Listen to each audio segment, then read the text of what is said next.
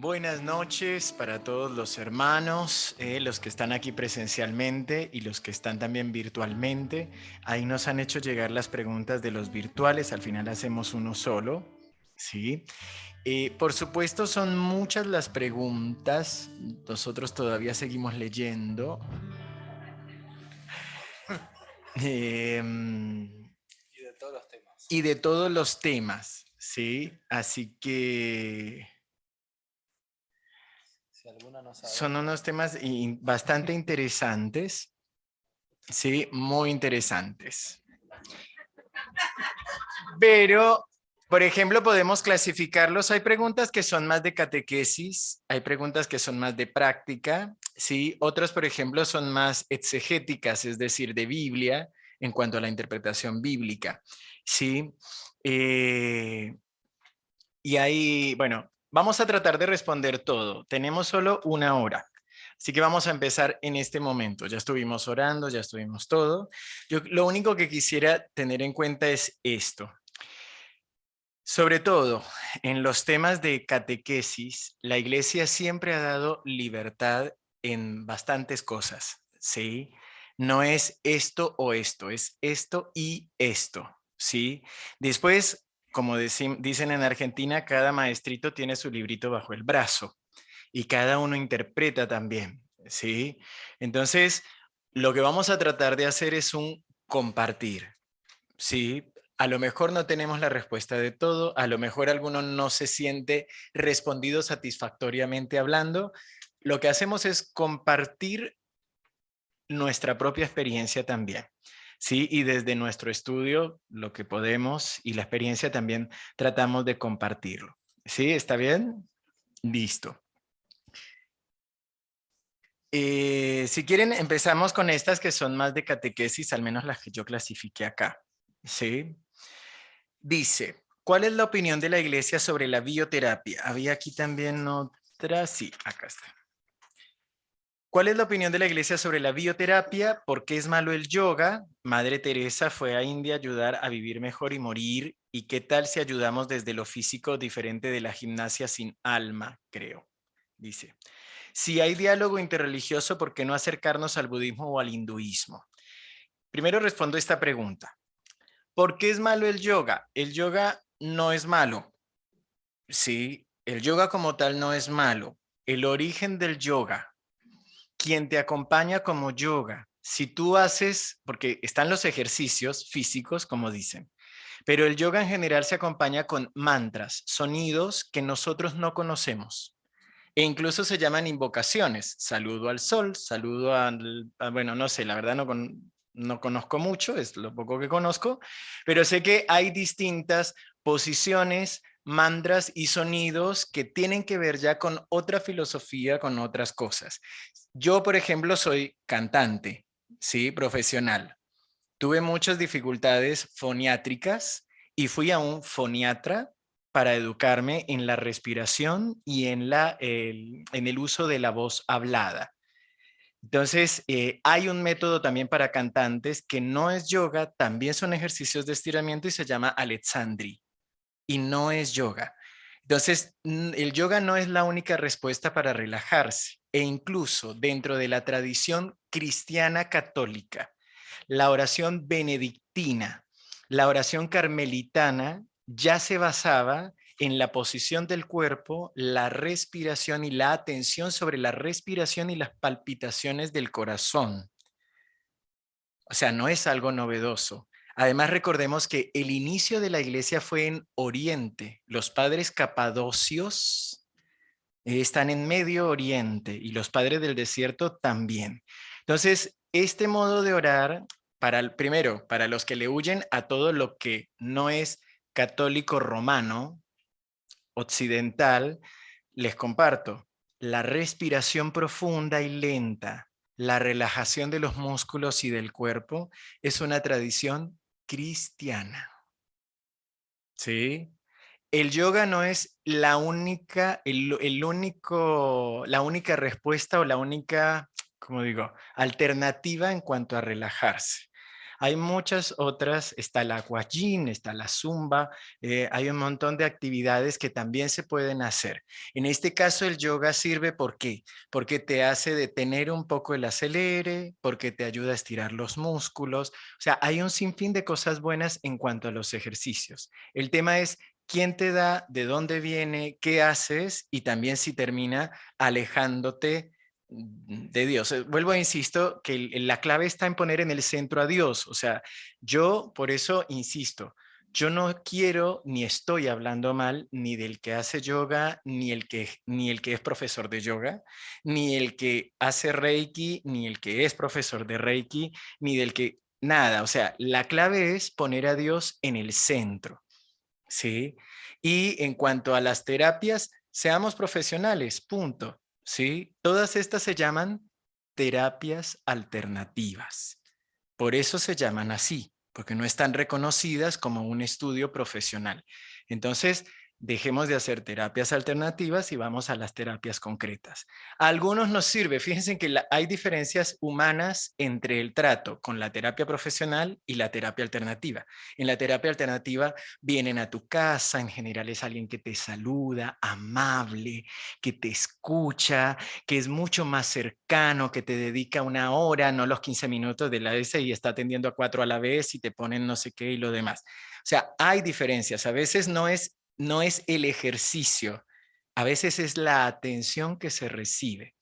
Entonces, poder discernirlo, sí, y poder entender a veces el peligro a que nos exponemos cuando vamos a un reikista, cuando nos sometemos a alguien que nos hace la energía de no sé qué o nos equilibra las energías. Miren, mis padres, a ver, yo soy creyente por mis padres. Mi mamá misma, que tiene bastantes enfermedades encima, terminó yendo invitada por la gente de su grupo de oración a un lugar donde el hombre lo primero que le preguntó fue su signo zodiacal. ¿Sí? Y terminó equilibrándole no sé qué cosa. Decir que mi mamá dice, apenas entré, dice, yo ni cuenta caí, pero cuando empezó supuestamente a hacerme no sé qué cosa, empecé sangre de Cristo cúbreme, sangre de Cristo cúbreme. O sea, se da cuenta. Entonces, tengamos cuidado porque son cosas que, como digo, paramentalmente o sobrenaturalmente no conocemos, entonces no sabemos con qué nos estamos enfrentando o a qué nos estamos abriendo. Y en cuanto al diálogo interreligioso, se llama diálogo interreligioso, no intercambio interreligioso. O sea, cuando el Papa, por ejemplo, se reúne con el rabino, con el patriarca, con el imán, cada uno ora a su manera.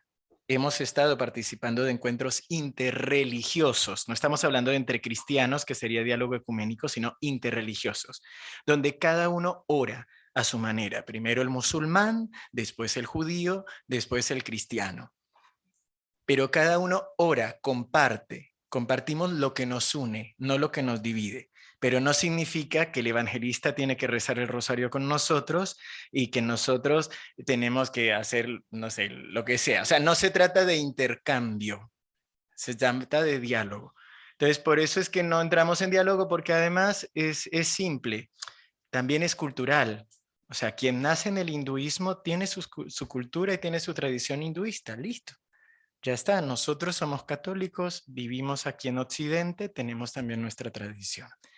Entonces es algo, no sé, creo que es algo lógico, al menos creo que lo explico de esa manera y no digo que no nos abramos, o sea, que hay que juzgar o que hay que señalar o que hay que impedirle a alguien.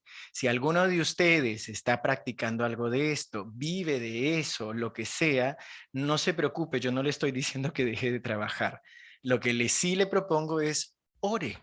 O sea, ore, pregúntele al Señor, pídale que le dé luces y que usted pueda entender qué es esto. En cuanto a la bioterapia, o no sé si es lo mismo, pero biodecodificación, es un estudio también psicológico en el que están tratando de descubrir que las enfermedades físicas, de cuál es su origen psicológico, o sea, de qué trauma o dificultades vienen.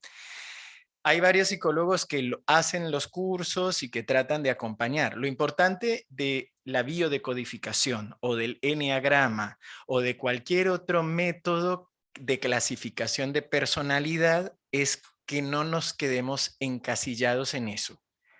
Ay, yo soy el número 9 y soy el número 9 y me quedé en el número 9. No, el Señor nos ha dado la libertad y la gracia de Dios nos va transformando. Sí, entonces, por supuesto, nos ayuda a conocernos, a entendernos un poco más, pero no significa, esto es importante, no estamos determinados, somos libres. Puedo entenderme tal vez que mi temperamento puede ser, no sé, sanguíneo. Está bien, pero no significa que porque soy sanguíneo hago lo que quiero o soy así. ¿No? Está la libertad del hombre. Entonces, esto es también lo más importante, sobre todo en estas disciplinas. No sé si querés. No, está muy bien, muy claro, padre. Yo quiero empezar con una de las preguntas sobre la higuera. ¿Por qué Jesús no tuvo compasión de la higuera sabiendo que no era la época de dar fruto? La misma pregunta 2 veces. Chan, chan. Y sí, lógicamente, no iba a encontrar Jesús frutos porque no era la época. Si vemos el Evangelio de San Marcos, inmediatamente vemos que después Jesús expulsa a los vendedores del templo. Entonces, lo que hace Jesús ahí es algo simbólico. Es decir, no encuentra frutos en el templo, no encuentra los frutos esperados y por eso es la maldición de la higuera en ese momento. Y en el Evangelio de San Mateo, que también pone, es el rechazo que tiene Israel de Jesús, donde tampoco no están los frutos esperados en el pueblo esperado, el pueblo de la promesa, rechazan a Jesús y entonces una vez más es algo simbólico, no iba a encontrar frutos. Entonces es como una preparación de lo que estaba pasando en esa época, ¿no? La esterilidad, el no tenerlo a Jesús es ausencia de frutos en la vida. Bien, yo sigo con el tema doctrinal. Hermoso. Podemos pedir a Dios la conversión del demonio, ya que si éste se convierte no habrá más tentaciones ni maldad en el mundo. Según la enseñanza de la iglesia, en el catecismo, y creo que lo dijo el padre Gastón, el pecado de los ángeles es irreversible. Sí, es decir, ya lo decidieron y ya está. ¿Por qué? Porque tienen un conocimiento inmediato, concreto de las cosas. Por eso no hay conversión. Incluso Orígenes, historia de la filosofía, sí, gran creyente e incluso muchas definiciones que tenemos dentro de la doctrina la vemos a Orígenes, muy creyente, tuvo 2 errores doctrinales por los cuales no es santo. Uno es porque precisamente llevado por la moral y por sus escrúpulos, él se castra para no tener tentaciones carnales, porque siente que ofende al Señor. El tema es que la castración precisamente es lo que su palabra ya lo dice, o sea, coarta lo que Dios mismo nos ha dado. No se trata de eso, se trata de recibir, aprender a recibir la gracia y vivir con lo que tenemos, o sea, con nuestra vida, ¿no? Por eso lo decía desde el principio, Dios nos ha creado y nos creó completamente. No es que Dios nos creó y el demonio nos puso los órganos sexuales. No, Dios nos creó los órganos sexuales. Entonces, ese primero, por eso no es santo, y la apocatástasis era la teoría de Orígenes en que Dios es tan misericordioso y el amor de Dios es tan grande que todos se van a ir convirtiendo, que en un momento de la historia los que están en el infierno también van a ir convirtiéndose y en el último en convertirse y en transformarse es el demonio. Por eso fue condenado. Así que en ese sentido, la misericordia de Dios es infinita, pero respeta la libertad de las criaturas. O sea, esa es la respuesta concreta. Sí, Dios respeta la libertad. En el uso de su libertad, Satanás ya decidió. ¿Se entiende? O sea, en ese sentido no es que podemos orar por su conversión. Si usted quiere, hágalo. O sea, no hay ningún problema. Yo no soy Dios para decir no rece por el demonio. O sea, si queremos hacerlo, hagámoslo. Al menos es la enseñanza de la iglesia y a mí me parece que es un lindo sentimiento y deseo. Sí, pero en sí como tal, al menos sería la respuesta desde lo poco que sabemos de teología. ¿Sí? Apocatástasis. Tástasis, ¿no? Griego. Bueno, esta pregunta también un poco con la vida después de la muerte, ¿no? Mis padres murieron hace años yo no recé entonces. Si rezo ahora, ¿Dios lo aplica a sus almas? Y la respuesta es sí, porque después dice, no, para Dios siempre es presente. La respuesta es que nosotros tenemos la obligación de orar por nuestros hermanos que ya han partido de esta vida. ¿Y, y hasta cuánto podemos orar? Y bueno, hasta que sintamos realmente que están en esa paz de Dios. Y aunque tal vez no tengamos la certeza, por más que esa persona ya haya llegado al cielo y está en la presencia de Dios, esas oraciones no se pierden, como decíamos ayer, en la economía de Dios va hacia alguien que lo está necesitando. Por eso las almas del purgatorio no pueden hacer méritos para entrar al cielo, dependen de nuestras oraciones y aquellos que están en el cielo ya están intercediendo por nosotros, ¿no? ¿Qué podemos decir sobre la reencarnación? Es una palabrita que se me pasó en la explicación del purgatorio. Sí, porque es necesario saber que en el cielo nuevo y la tierra nueva todos vamos a resucitar. Sí, no reencarnar. La reencarnación no podemos borrarla del idioma porque existe la palabra reencarnación y es la creencia de que vamos muriendo y una vez que se muere, nuestra alma migra hacia otro cuerpo que recién están haciendo. Y que hay varias teorías, depende de la filosofía o de la religión en la que se crea. Por ejemplo, los budistas piensan que nosotros vamos reencarnando según cómo nos portemos y la idea es que cuando ya llegamos a la iluminación, o sea, vamos siendo cada vez más buenos, más buenos, más buenos, y cuando llegamos a la total iluminación, nos unimos al todo, o sea que no somos aniquilados. Sí, otros, bueno, o le llaman alcanzar el nirvana, todo lo demás. Entonces, la teoría de la reencarnación es esta. Los cristianos no creemos en la reencarnación, ¿sí? Para ponerlo en términos más modernos, diríamos como que si Dios reciclara las almas. Sí, o sea, Dios ya creó las almas que existen y resulta que no tiene más, entonces cada vez que nace uno, la vuelve a poner, le borra la memoria, le hace el flash de hombre de negro y vuelve a empezar su vida. No, ¿por qué no? Porque decimos precisamente que Dios nos crea de una manera única e irrepetible. Podemos parecernos, pero nunca ser iguales. Dios no se repite. Entonces, no existe la reencarnación para los cristianos, ¿sí? O sea, nuestra fe, nuestra doctrina, no existe la reencarnación. Jesucristo no reencarnó, ¿sí? No reencarnó. Es más, hay en este momento ya se me olvidó todo, pero es la condena de una hipótesis, de una creencia en la que para salvaguardar la divinidad de Jesús, hay un hombre que diferencia entre Jesús y Cristo. Jesús es el hombre, en el momento en que se bautiza, llega Cristo, que sería la parte divina del Hijo de Dios, y en el momento de la crucifixión se va Cristo y el que muere es Jesús. A ver, todo esto estamos hablando del siglo primero, los cristianos que tratan de pensar, aquellos que tienen miedo de hablar de un Jesús humano, realmente humano, de que Dios se haga humano y para salvaguardar la divinidad de Dios piensan de esta manera, ¿sí? Entonces, ni siquiera eso, porque siempre hablamos de que en Jesús hay dos naturalezas, una persona.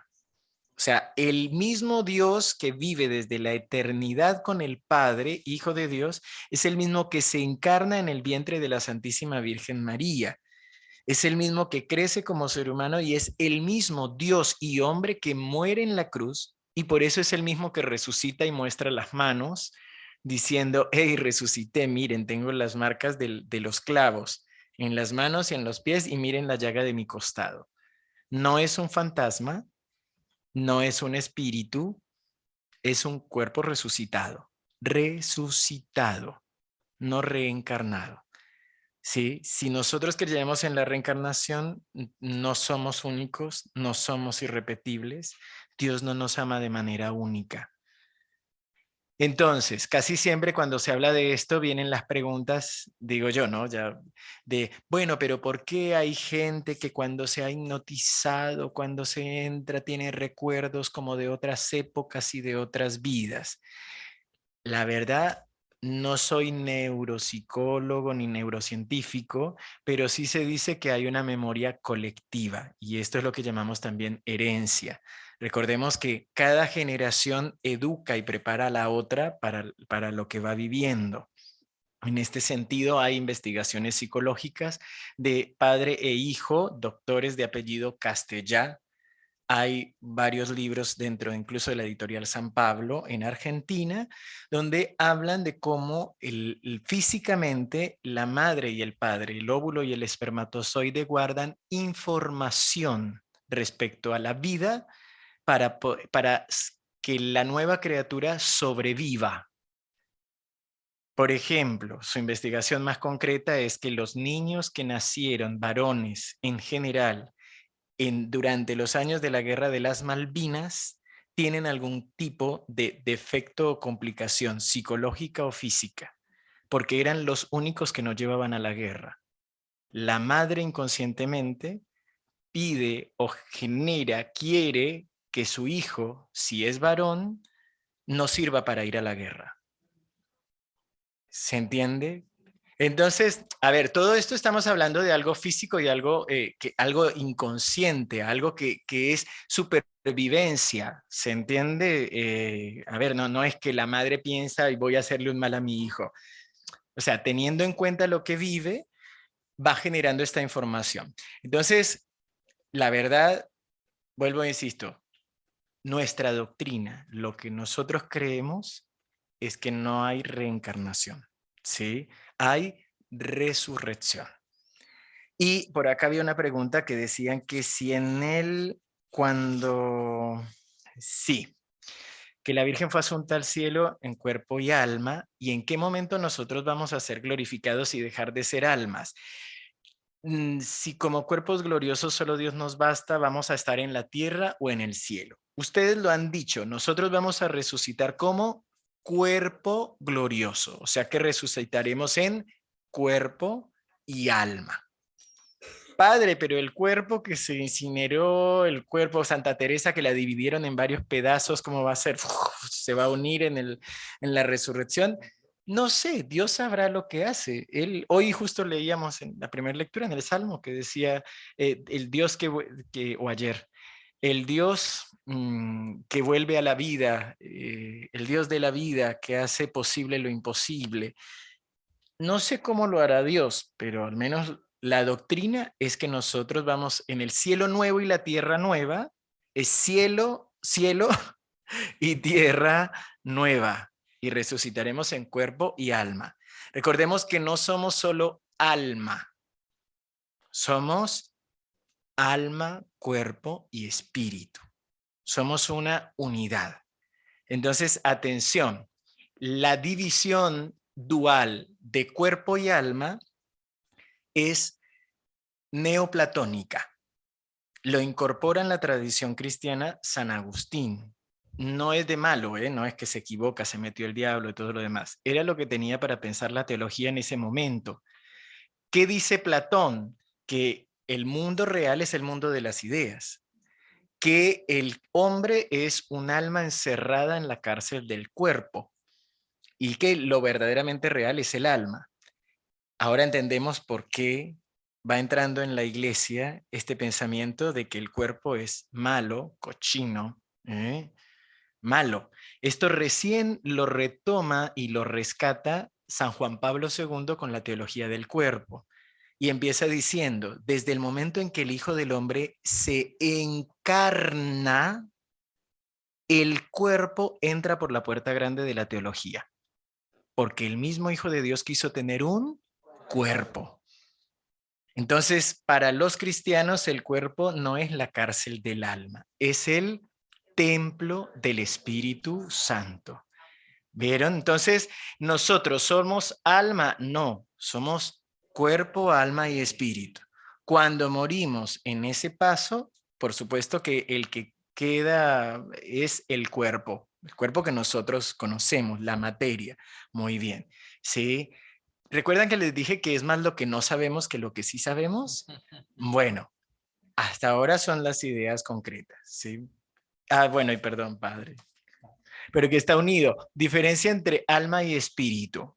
Miren, mucho tampoco podemos decir, pero lo que sí podemos decir es que alma en griego se dice psique, de ahí viene nuestra palabra psicología.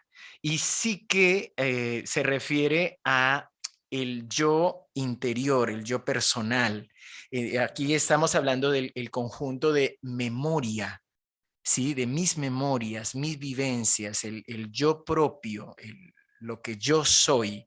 Eso es el alma, que no es tangible. Por supuesto que actúa con mi cuerpo, que me sirve como canal comunicador con el ambiente y con los hermanos. Sí, porque yo conozco el rostro del padre Gastón. Sí, le veo la cara, claro, pero no conozco el alma. Puedo intuir cómo está su alma, ¿no? Claro, porque conocemos sus reacciones, su historia, sus cosas, pero a eso se refiere el alma. El espíritu es la parte que Dios nos ha creado para relacionarnos con Él. ¿Sí? Esta ya es la parte espiritual, pero el alma no es espiritual y depende. O sea, si yo quiero decir que el alma yo no la puedo tocar, puedo decir que es espiritual. Pero en ese sentido diferenciamos nuestras emociones de las vivencias espirituales. Las diferenciamos como entes de razón, o sea, para poder entendernos y comprendernos, pensarnos, pensamos en cuerpo, alma y espíritu. En la realidad no existe mi alma por un lado, mi espíritu por otro y mi cuerpo por otro. Existo yo como un... Muy bien, ¿cómo es la definición? Compuesto psicosomático. Compuesto neuropsicosomático. Tres palabras griegas que simplemente se refieren a eso, espíritu, alma y cuerpo. ¿Sí? Entonces, esa es la diferencia entre alma y espíritu. Realmente, yo les digo, ¿no? Uno queda así como, ¿eh? Más o menos, ¿sí? Pero en última, porque además esta es la comprensión judeo-cristiana, o sea, del Antiguo y del Nuevo Testamento de la persona. La concepción bíblica de la persona es dimensión cuerpo, alma y espíritu.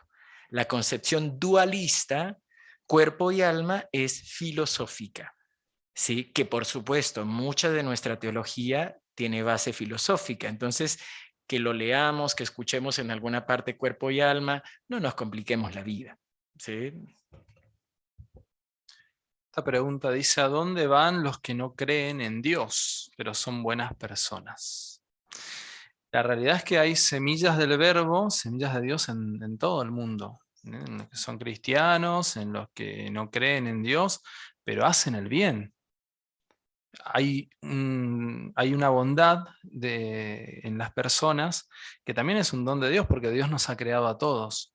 Y realmente el lugar a donde vamos, ya lo sabemos, es el cielo o es el purgatorio o es el infierno.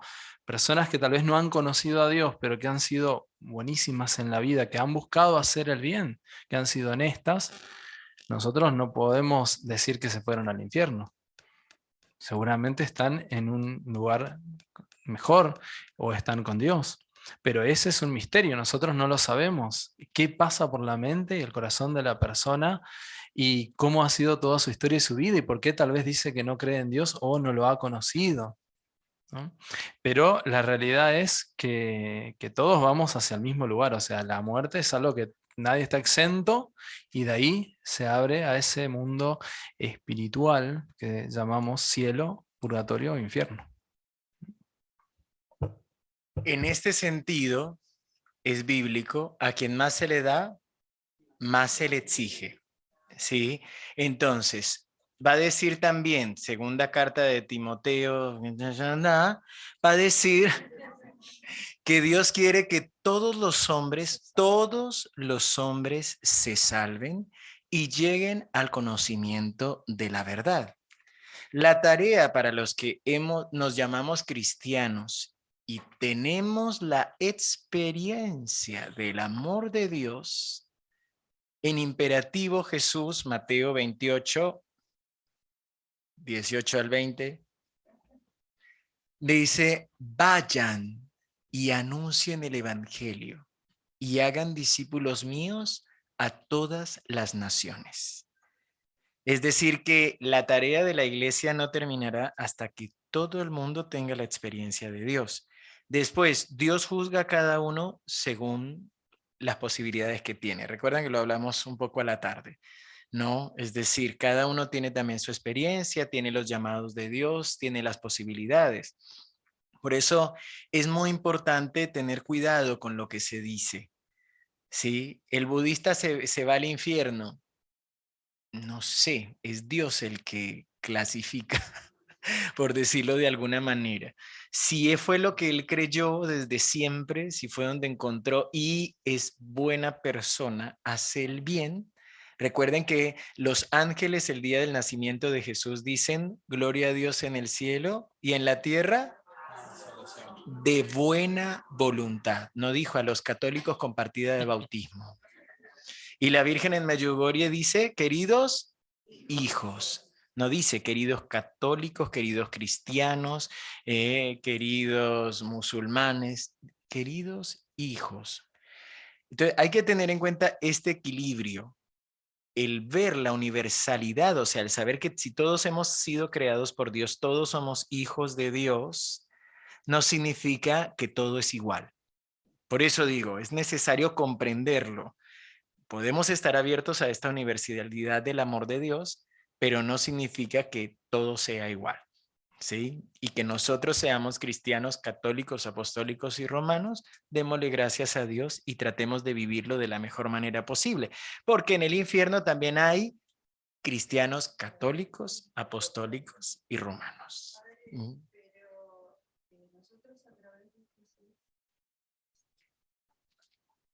La salvación. La señora está diciendo que nosotros a través de Jesús recibimos la salvación, la redención. ¿Y qué pasa con las otras religiones? Toda salvación se recibe a través de Jesús. No hay, aunque no lo reconozcan, ellos también se salvan por Jesús. Porque no hay otro redentor, no hay otra salvación. Exactamente, exactamente. O sea, nosotros tenemos que entender estas diferencias en el pensamiento. Jesús es el Hijo de Dios y es el único redentor de todo el género humano.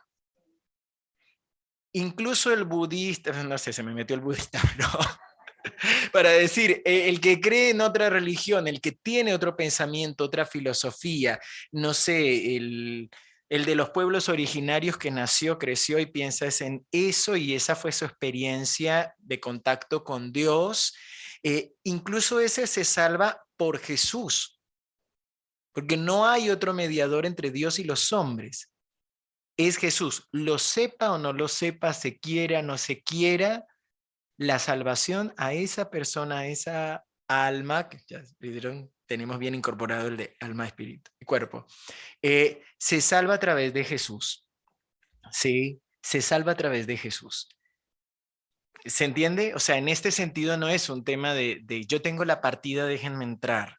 Sí, por eso digo, Es lo que dice Pablo, ¿no? Si Jesús no hubiera resucitado, vana sería nuestra fe. Entonces, por Jesús, que ha resucitado, el único que ha vencido la muerte, somos salvados. Y anuncien, claro.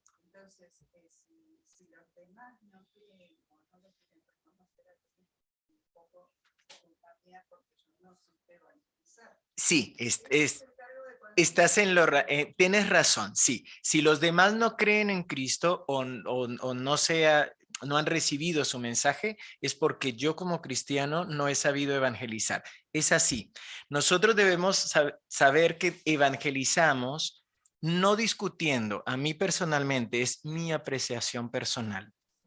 Me parece que como cristianos, y esto también lo reafirmé cuando leí la Carta de la Tolerancia de John Locke, viendo historia de la filosofía contemporánea, él escribe la Carta de la Tolerancia precisamente por las guerras de religión en el norte de Europa, ¿sí? Y dice cómo supuestamente son cristianos, toma las citas bíblicas en las que Jesús dice sean uno para que el mundo crea, ámense los unos a los otros, bueno, en fin, y dice, entonces, ¿por qué entre los mismos cristianos se están matando? ¿O por qué hablan mal unos de otros? Estamos hablando hace siglos, ¿eh? Y es muy actual. Entonces yo digo, la forma de evangelizar, más que hablar, es nuestro testimonio de vida. Sí, yo recuerdo el testimonio, hay una predicadora laica de la Renovación Carismática que se llama Kimberly Kramer. Sus padres eran de los grupos, me puedo equivocar, pero eran de un grupo evangelista que en el año 1991, cuando se cambió la Constitución colombiana, recién se permitió la entrada de otras denominaciones religiosas. Y allí, entonces, lo permiten la entrada. Ellos vienen como misioneros con sus hijos. Por supuesto, la sociedad colombiana no estaba lista para recibirlos. Los niños iban a tirar piedras porque no eran católicos. Los insultaban por la calle, no les vendían comida, también movidos por los mismos sacerdotes. ¿Sí? O sea, uno entiende, uno dice, no, somos la verdadera religión. ¿Cómo va a ser esto? Yo soy colombiano. Así que he crecido también con esta mentalidad y con este sentimiento, ¿sí? Pero ellos piden, al ser norteamericanos acostumbrados, piden cita con el obispo y le dicen, miren, sus sacerdotes están enviando gente, no nos venden comida, nosotros venimos como misioneros a hablar del mismo Cristo, ¿sí? Entonces, Monseñor Uribe Jaramillo, es el que los recibe, hasta ahora, bueno, un obispo que fue muy abierto a la renovación carismática y la desarrolló mucho en Colombia y en otros países de Latinoamérica, los recibe, les pide perdón, les pide que el hombre va al seminario, la esposa va con las carmelitas y después y le pide que les den un retiro al clero sobre la unción del Espíritu Santo. Bueno, en fin, después de un mes más o menos, le dice, bueno, ya pasó el peligro, ya hablamos con todos, ustedes van a hacer su misión, bueno, lo que tengan que hacer. Y de pronto esta pareja le dice, tengo algo que decirte cuando se encuentra. Dice, ¿qué? Es que no sé cómo vas a reaccionar. No, dime, yo siento que debemos hacernos católicos. Es decir, no se trata de quién gana más y de quién convence a quién, sino que digo, el testimonio de vida y el amor, que es lo que Jesús nos ha pedido, ámense los unos a los otros, es la verdadera evangelización. La Madre Teresa de Calcuta decía, cuidado con lo que dices y haces, porque tu vida puede ser el único evangelio que las personas conozcan. ¿Sí? Entonces no se trata de lo que yo digo, sino cómo lo digo y cómo lo hago. ¿Sí? Fíjense que en muchas ocasiones las personas no creen, o decía Gandhi, creo en Cristo y sus enseñanzas, pero no en los cristianos, porque no viven lo que enseñó Jesucristo. ¿Sí? Y mire, y justo con este tema preguntan, ¿los que no tienen fe son culpables de no tenerla o tienen que pedirla? No conocemos el interior de las personas ni su historia, no podemos decir que sean culpables por no tener fe. Además, nosotros decimos que la fe es una virtud teologal, o sea, que Dios concede, ¿sí? Pero, por supuesto, en el Evangelio mismo escuchamos que hay que decir, Señor, yo creo, pero aumenta mi fe. Realmente yo creo que hay un tiempo para todo. O sea, hay un tiempo en el que la persona está lista para tener fe o para tener la experiencia del amor de Dios. En este sentido no podemos culpar a alguien, sino entramos también en otras herejías que decían, por ejemplo, ahí rozaban con lo que son los gnósticos, que clasificaban a las personas en tres: los neumáticos, que son los que son santos y místicos; los normales, que son como, bueno, pueden esforzarse un poquito, más o menos van a llegar a alguna perfección; y prácticamente los que eran animalitos. Sí, o sea, son muy básicos, muy primitivos, no se dejan llevar por su carne, nunca van a alcanzar. Y se los clasificaban así y directamente no se podía pasar de una categoría a la otra. Entonces, si yo creo que el que no tiene fe, y no sabemos si tiene o no tiene fe, sí, o sea, no podemos juzgar al otro. Ya cuando digo a alguien, fulano es un no creyente, ya estoy juzgando. Sí, por eso la Reina de la Paz misma en los mensajes dice el que no ha tenido la experiencia del amor de Dios. Yo puedo ser cristiano, puedo ser practicante, pero puede ser que no haya tenido todavía la experiencia del amor de Dios. Es decir, no me haya todavía dejado amar por Dios. Muy bien. Esta pregunta dice, ¿por qué tengo mi corazón tan cerrado? No le encuentro explicación. Y es una pregunta muy buena también porque el corazón es como una casa nuestra, pero el picaporte está del lado de adentro. Si el corazón a veces está cerrado, puede ser por la historia, por las heridas de la vida, pero tal vez porque nadie nos enseñó que hay que abrirlo y se abre desde adentro. Es decir, es un ejercicio que uno puede hacer en la oración, decir, Señor, que te abro mi corazón y ayúdame a abrirte mi corazón. Pero es una decisión personal en la cual yo tengo que decidir. Y lo que podemos hacer también acá es pedir la gracia al Espíritu Santo que viene en nuestra ayuda a orar, porque muchas veces dice no sabemos orar la palabra como conviene. Entonces es necesario, esto es clave, es necesario abrir el corazón a Dios, pero es una decisión personal y es también un trabajo con el Espíritu Santo. Espíritu Santo, ayúdame a abrirte el corazón. Y es un proceso. En psicología, yo no soy psicólogo, ¿sí? Aclaro, pero en psicología, cada uno de nosotros tenemos estructuras, ¿sí? O sea, estructuras rígidas de pensamiento. Las estructuras en ingeniería o en arquitectura en general se ponen para sostener algo. Si yo quito la estructura, se viene abajo algo. Entonces muchas veces nuestro corazón está duro porque hemos sufrido, porque nada, lo cerramos para no sufrir, para no seguir llorando, para que no nos sigan lastimando. Entonces, todo lo que dijo el padre Gastón es exacto así, solo hay que tener en cuenta que es un proceso y de a poquito se va a ir ablandando, ¿sí? Esto es así. Ahora, aquí también nos dicen es cómo abrir nuestros corazones a su gracia, cómo salirnos del centro. Volvemos a lo mismo, es un proceso, ¿sí? Abrirnos al Señor. ¿Por qué decimos combate espiritual y qué relación hay con la armadura que se pide que tengamos los cristianos? Es que nuestra lucha es espiritual, por eso decimos que hay un combate espiritual, porque existe el mal, existe el demonio, existe sus ángeles que nos tientan, que nos acechan, entonces por eso hay un combate justamente contra el mal.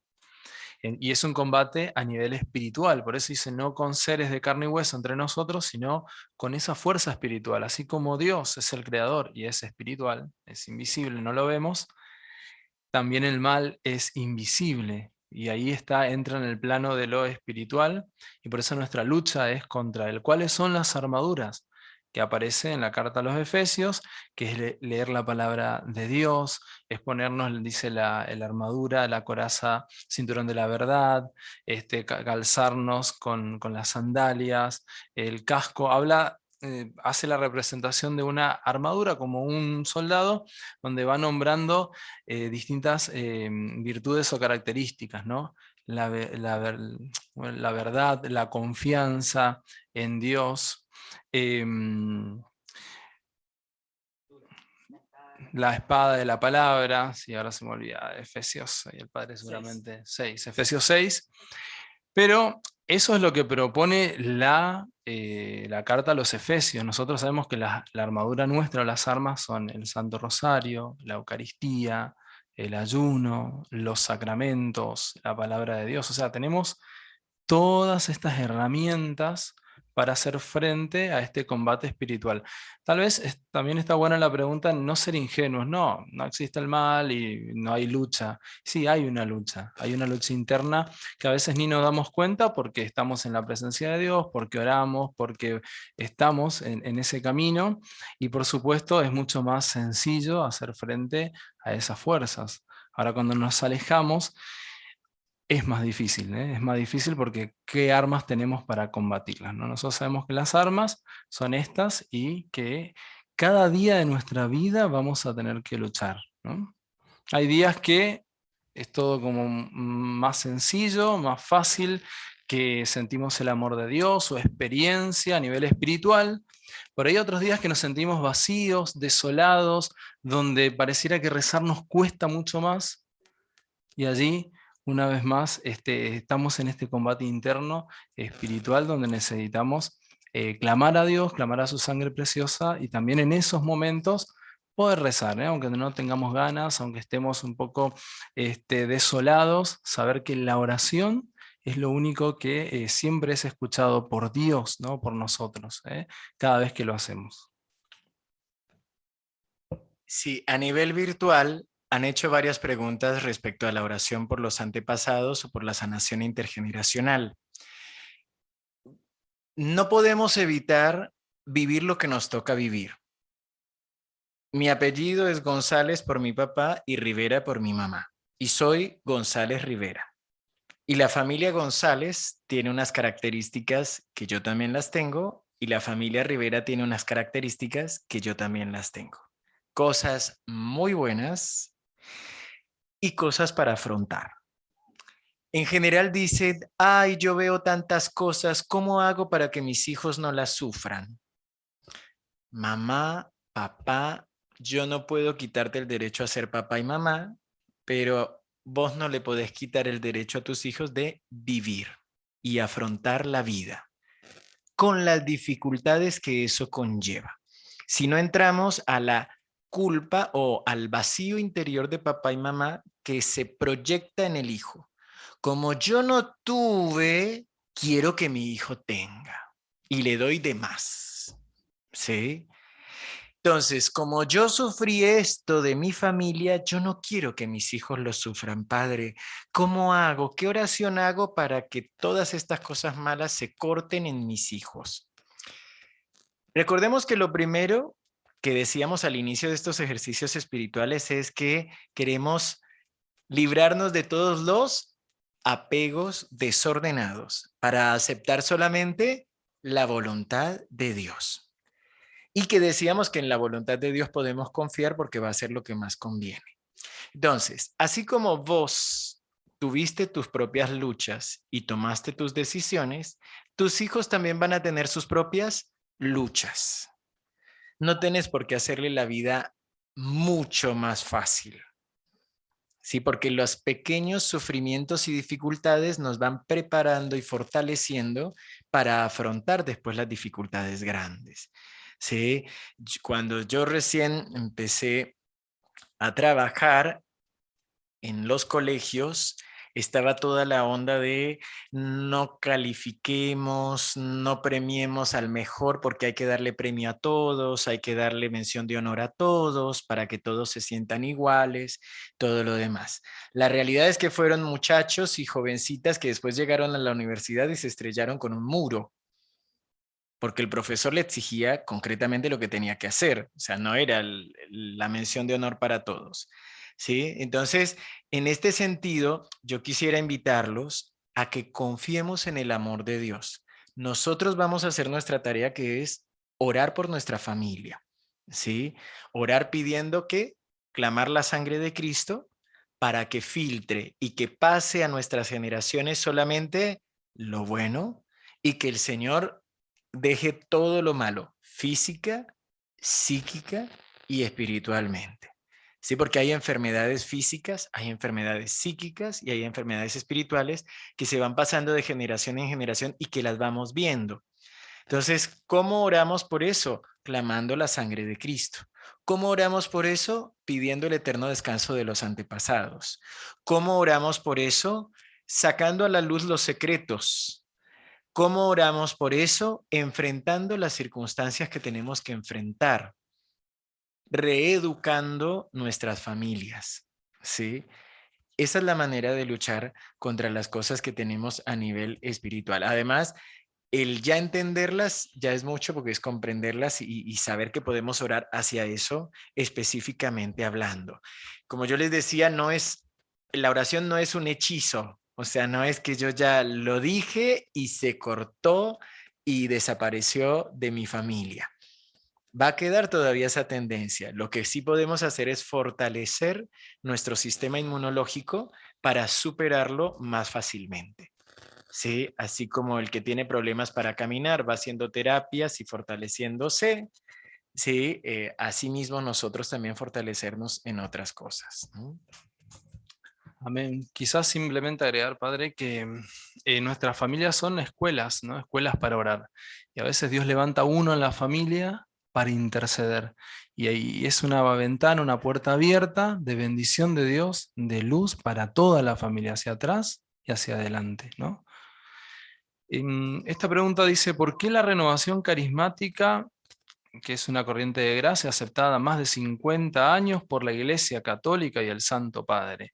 Algunos sacerdotes no la aceptan, hasta llegan a decir que es una secta. La renovación carismática surge en la iglesia para ir renovándola, renovando el carisma en la iglesia, los ministerios, los servicios, pero hay que recordar que la iglesia tiene más de 2000 años. Tiene toda una estructura, una trayectoria que es riquísima en contenido y que hay algunos que tal vez no son de la renovación carismática, pero hacen muchísimo bien en nuestra iglesia, ¿no? O sea, hablamos de legionarios, cursillistas, o sea, cuantos que nos ayudan y nos transmiten la fe, la misma catequesis, no decimos que es renovación la catequesis de los niños, pero lo que sí la misión de la renovación carismática en la iglesia es dar este impulso, renovar, traer un aire nuevo, y es renovar en el espíritu, es que podamos volver a tener una experiencia del Espíritu Santo, de un Dios vivo, que muchos lo tienen, aunque no sea de la que digan soy de la renovación carismática, tienen un encuentro vivo y tienen una vida de oración, pero a lo mejor no están compartiendo este carisma espontáneo, este carisma de la misma renovación carismática tiene, ¿no? Esto de orar en lenguas, esto de dar palabra de conocimiento, de profecía. Algunos sacerdotes, si no la aceptan es porque tal vez no la conocen, tal vez no han sentido esa experiencia que los renovados decimos, bueno, tenemos esta experiencia de Dios. Y ahí lo único que hay que hacer es orar y respetar. Y es muy bueno como muchos sacerdotes, aunque tal vez no tengan esta experiencia y no oren en lenguas y todo, dicen, no, vení a hacer un retiro de la renovación, te doy el espacio y me pongo a confesar. Es decir, abren el corazón y dan apertura. Entonces eso es ser iglesia. Y reconocen tal vez, no, a mí me cuesta eso que ustedes hacen, pero vamos. ¿No? Entonces, y aquellos que tal vez dicen no y se cierran, ¿qué debemos hacer? Orar, bendecirlos, pedir al Señor esa unción del Espíritu, como el Papa Francisco dijo, recen por mí, y desde ese día nosotros seguimos rezando, y Él tiene, que nosotros experimentamos esa unción que tiene el Papa Francisco, ¿no? Y que Él mismo experimentaba en la Catedral de Buenos Aires, cuando compartía con los grupos de la Renovación Carismática, y en una oportunidad se arrodilló, dijo, y empezaron a rezar por él. Y desde allí, cada vez que él hacía un encuentro, pedía esa oración. Recen, ustedes que rezan, recen por mí. Y de allí el Papa también va recibiendo como esta corriente de gracia en su corazón. Sin decir el Papa es renovado, ora en lenguas ni nada, simplemente que va teniendo esta experiencia nueva, un aire nuevo, una vitalidad nueva que va renovando a toda la iglesia. Y esa es la misión de la renovación carismática, renovar a toda la iglesia. ¿Que va a llevar tiempo? Sí. Y que hay muchos que tal vez digan, yo no soy de la renovación carismática, pero son grandes santos que realmente vemos que viven la palabra de Dios, que rezan sus oraciones, que rezan la liturgia de las horas, etc. Pero, a ver, un ejemplo, eso, orar por el sacerdote y por el obispo. No tenemos un caso donde nuestro Está obispo, diciendo, nosotros tenemos un caso donde el obispo, es para los que están escuchando por allá. donde el obispo, bien sabe que somos un grupo grande de la renovación, en la parroquia donde nosotros tendríamos que estar participando, los sacerdotes, el vicario y el sacerdote, el párroco, digamos, no quiere la renovación. Nos ha pedido que nosotros no podemos participar con el folclore nuestro. Ujú. Trajo,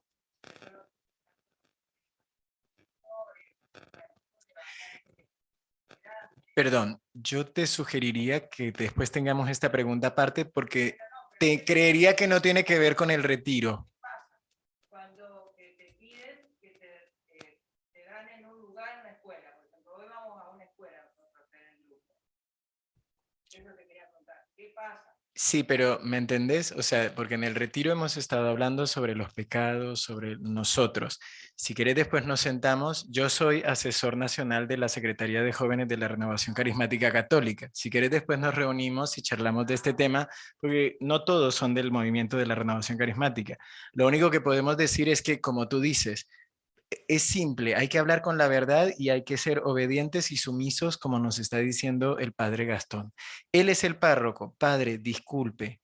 Mire, acá están los estatutos aprobados por el ICRES y por la Santa Sede. Nosotros somos un movimiento reconocido por la Iglesia. Si usted me dice que no podemos participar, bueno, gracias, pero díganos en dónde podemos participar, porque somos católicos y queremos participar de la Iglesia Católica. O sea, ¿me entienden? En este sentido es lo que nosotros decimos de la división. No podemos seguir dividiéndonos. Y aquí una pregunta sobre la empatía. Dice, ¿nuestra empatía nos está llevando a vivir un mundo sin Dios? No, no, es que la empatía es sentir con el otro, tratar de vivir lo que el otro siente. Pero yo tengo que tener las cosas claras de mi identidad. Entonces, por ejemplo, yo soy cristiano católico.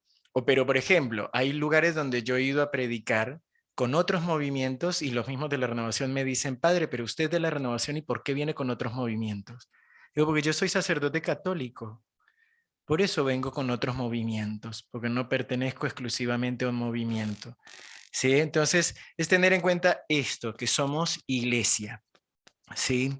Yo quisiera avanzar con varias preguntas concretas que me hicieron. La Virgen pide el ayuno.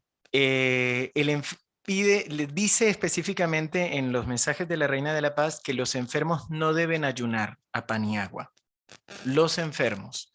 Y que deben es orar y escuchar lo que Dios les dice, los pequeños sacrificios que pueden hacer, que en general son espirituales. Quedarse callados cuando alguien les dice algo, el no manejar el Facebook, el dedicar los dulces. No puedes ayunar a pan y agua, pero sí puedes ofrecer algo que te gusta, algo que te cuesta, un esfuerzo más, todo lo demás. ¿Las enfermedades son de Dios? No. Todo lo que de Dios solamente sale lo bueno. Las enfermedades hacen parte del pecado. Recuerden, cuando entra el pecado en el mundo, entra la muerte. Y con la muerte entra el desorden, el desequilibrio en toda la creación.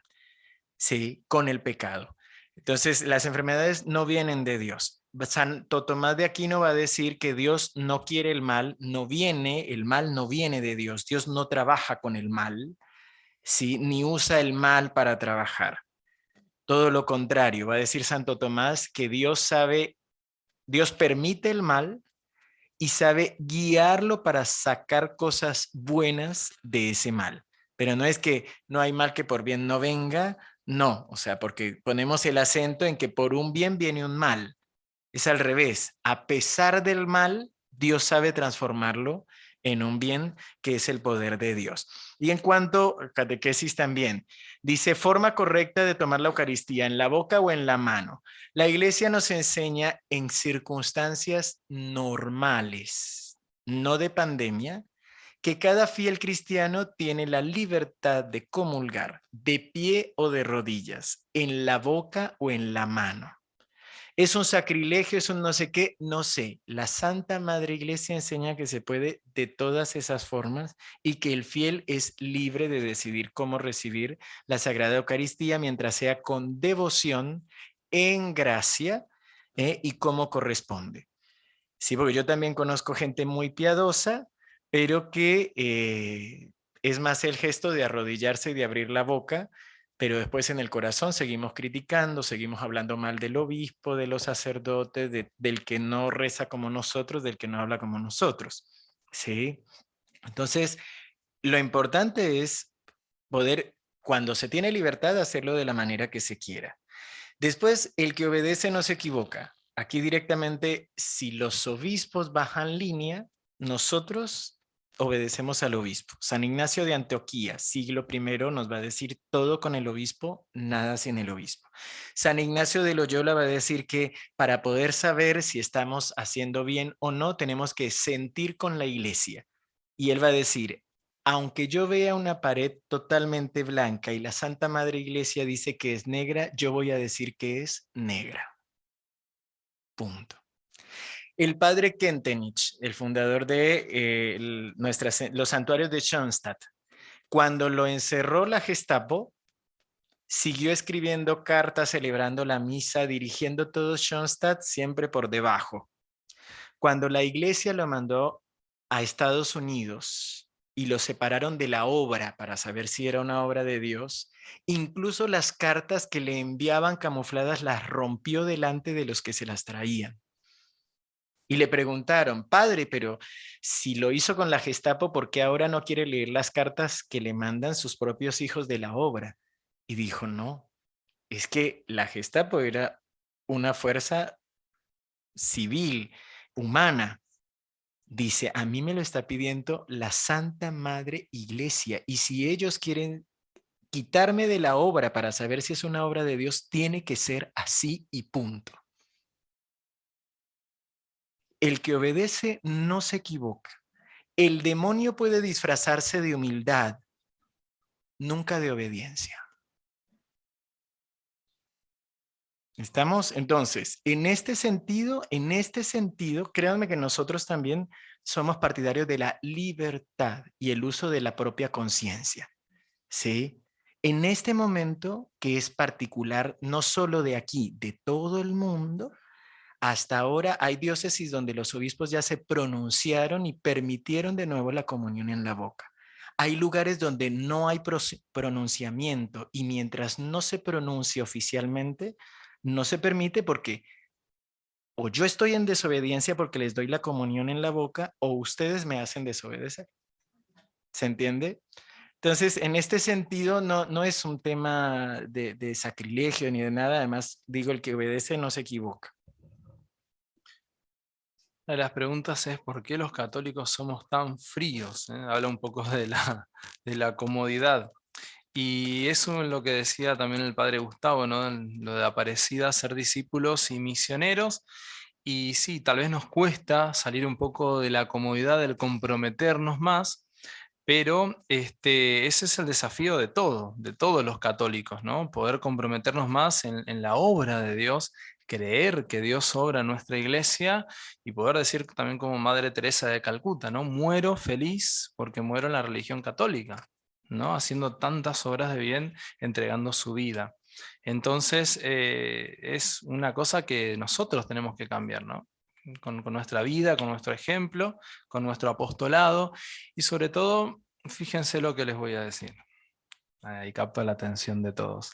Si no tenemos un servicio en la iglesia nuestra, si no tenemos un sentido por el cual ir y servir, aunque sea orar por, no sé, el cura para que predique más lindo o el ministerio que cante mejor, si no tenemos un sentido, un servicio, es muy difícil la vida católica cristiana, es muy difícil. Nosotros necesitamos tener un servicio dentro de la iglesia, algún apostolado, algún ministerio. ¿Por qué?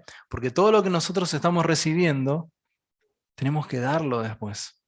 Y no hay nadie tan rico que no tenga nada para recibir, ni tan pobre que no tenga algo para dar. Entonces nuestra vida empieza a tener frutos abundantes cuando empezamos a dar, aunque sea un poquitito, cuando empezamos a animarnos a salir un poco de nuestro yo, del yo estar bien, del yo recibir, y si empiezo a hacer algo por el otro, y si hacemos un grupito de mensajeros, grupito de mensajeros de la paz.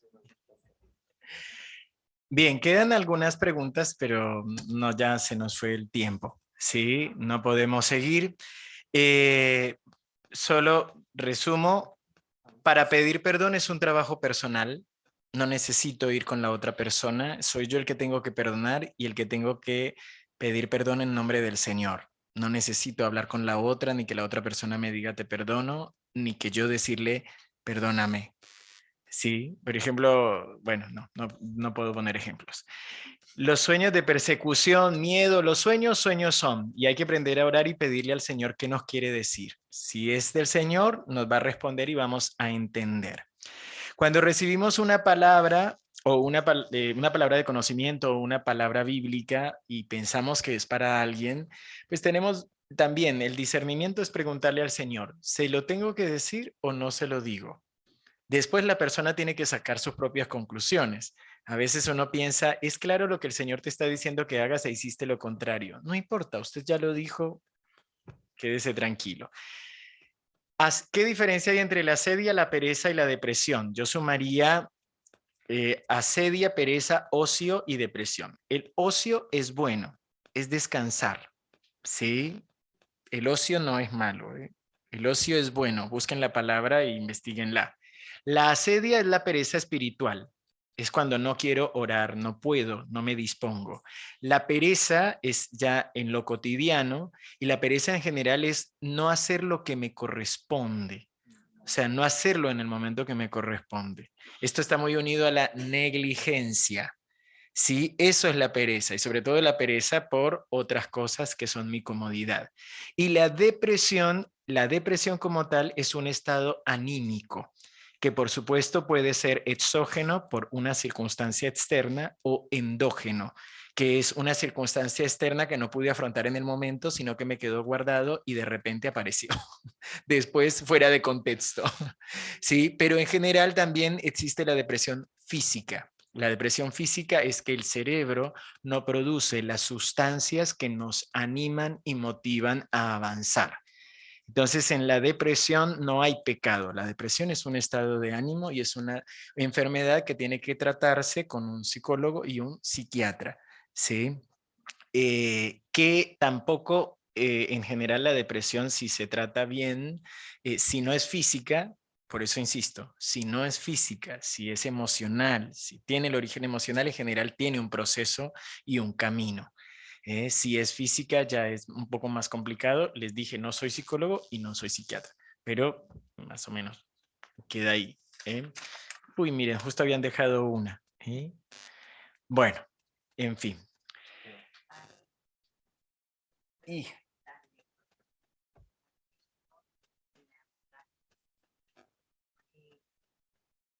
Lo que se refiere a lo intergeneracional. Debo clamar por la sangre de Cristo para que filtre. la herencia. Dice, en lo intergeneracional le queda la duda de que clama la sangre de Cristo que filtre qué cosa, que filtre nuestra herencia. ¿Sí? Usted dijo del papá y de la mamá. Sí, en general en nosotros somos embajadores de todos nuestros antepasados paternos y maternos. Y si somos adoptados, tenemos 4, ¿sí? Además de lo adoptado. Entonces, es algo, o sea, en resumen, es algo simple, es algo concreto, pero por supuesto que viene acompañado de toda la oración de bendición familiar, ¿no? Sobre todo eso. ¿Avisos? Sí. Bueno, tenemos algunos avisos para darlos ya ahora y para que también lo vayan pensando, orando. Uno de ellos es que nuestra comunidad, en ella hay distintos grupos de oración laicales. Por ejemplo, está el grupo aquí de Córdoba, capital, que ha armado todos estos ejercicios espirituales y que lo vienen haciendo hace varios años, grupo que se junta, que disciernen también el apostolado a realizar, que se encuentran. Es un grupo de mensajeros de la paz, de Córdoba. También acá están presentes el grupo de Mendoza, si te puedes poner de pie, Cintia, de Mendoza. También tenemos de San Juan. Los de San Juan, ¿dónde están de San Juan? Allá, muy bien, grupo mensajeros, SEM de San Juan. Y tenemos de Rafaela de Santa Fe. Ahí están ellas dos, en representación del grupo que es más numeroso. ¿Qué queremos decirle con esto? Que de a poco también se van formando distintos hermanos que quieren participar de esta espiritualidad concreta. Y los pasos a seguir es primero que nos escriban, que se comuniquen con nosotros. Y, por ejemplo, podrían usar el número de nuestra comunidad, Retiro SEM, y poner allí, me gustaría formar en, no sé, en algún lugar de la Argentina un grupo de oración de mensajeros de la paz. Aunque haya ya en esa provincia o en esa ciudad mensajeros de la paz, hay dos opciones: unirte a ese grupo o a lo mejor empezar a formar otro, que después pueden tener vínculo, diálogo, conexión también con algunas provincias. A veces si están cercanos los grupos pueden hacer cosas en común. Entonces es un llamado, una invitación para que si ustedes lo desean, lo disciernen en su corazón, puedan escribirnos. ¿Sí? El número es, si quieren agendarlo, es la característica de Buenos Aires, 11 011, y el número es 41 43 49 37. Bastante fácil, 41 43, los virtuales ya lo tienen, 41 43 49 37. Y cualquier cosa, si no, le piden a los servidores de acá.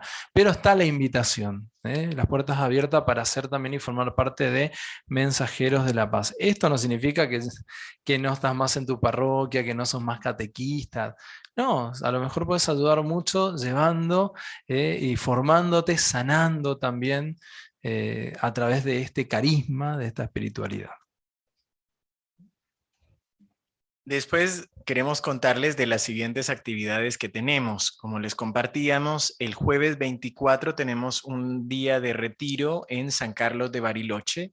Vamos a estar en el colegio María Auxiliadora de las hermanas María Auxiliadora y preparan los mensajeros de la paz. Hay carteles y está publicado también en la página de Facebook de la Diócesis de San Carlos de Bariloche.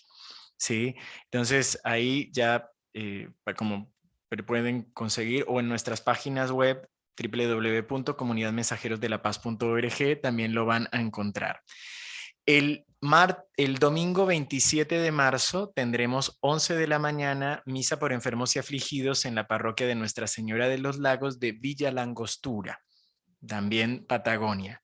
Entonces, si tienen a alguien cerca, pueden decirle, y ahí vivimos la Eucaristía, 11 de la mañana, domingo 27, Villa Langostura. El padre Gustavo va a estar celebrando la misa a las 19 horas en Neuquén Capital el miércoles 30 de marzo. Neuquén Capital. Sí, 19 horas. Y después tendremos el fin de semana un retiro de sanación interior en San Antonio Oeste. Río Negro también, ¿no? Cerca de las grutas.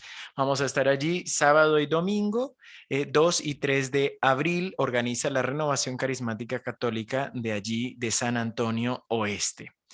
De ahí nos vamos a un retiro fuera del país.